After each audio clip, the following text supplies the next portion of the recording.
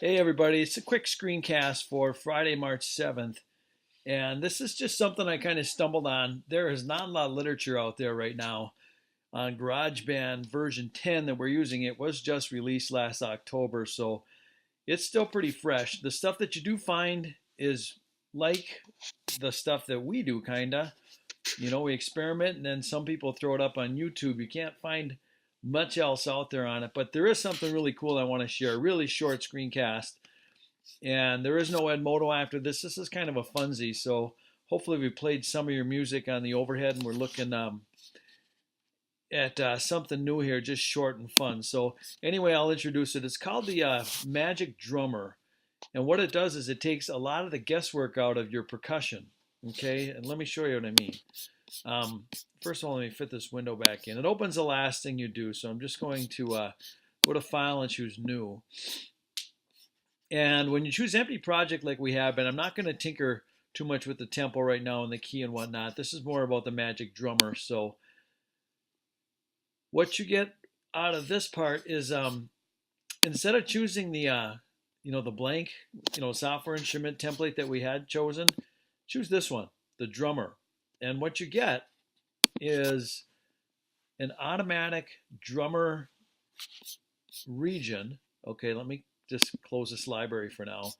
And when a lot like some of the other stuff we learned with GarageBand, this fresh version 10, is that there are some things you get for free and some things you'd have to pay for. So anyhow, you get this drummer named Kyle, okay, and he's kind of fixed up our track right now with some automatic complete drum kit. So it would sound something like this. I'm going to dim this down. Last time I know it was way too loud.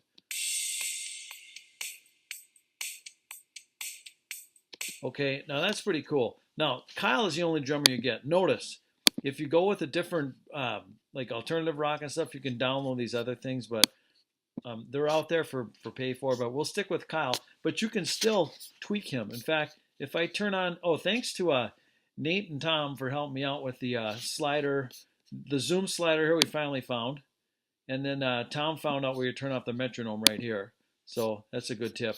But I'm going to turn on the repeat region because what I want to do is just repeat one of these and just to illustrate to you some of the things you can do with this drummer in real time. So if I go to audition this again, okay, in real time with no rendering, look at, you can change to something like this.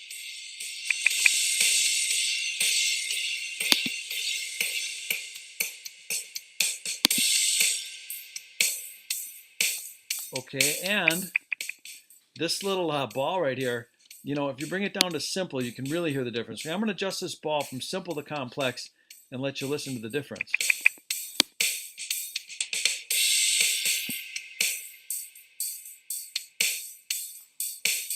All the way up to complex.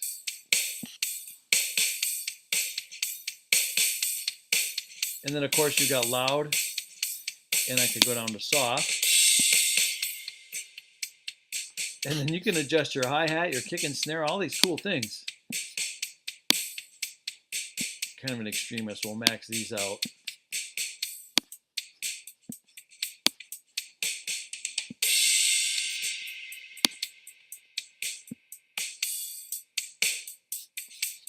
Okay, so you can tinker with that, but then when you couple that with what you learned with regard to loops, I mean, you can, possibilities are endless. So, of course, I'm going with my 70s theme. I've been kind of sticking to that. I did find some other cool things. Yesterday you're working on that chase scene, and I found some other things, these textures, I found other ones before, more than this. If I reset it, go back to textures. I have more at school.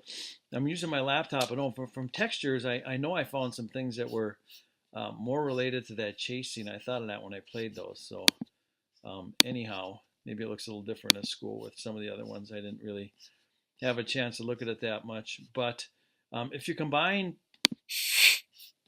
what you have up there right now with just any kind of melody. So if I pull down some, no, I don't know if I want to do some, be nice to do some guitar here. There we go. Couldn't find them. pull that one up here, drop it in the timeline, and then let's go back and kind of listen to it. I'll make this one a little bit skinnier and extend this one a few. And then I'm going to turn off regions and then maybe play what I've got so far so you can hear that drummer too.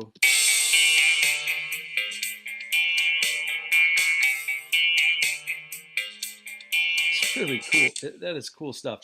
The other thing you might tinker with too is, start using these little like headphones out here would let you hear just that track. That's called soloing a track.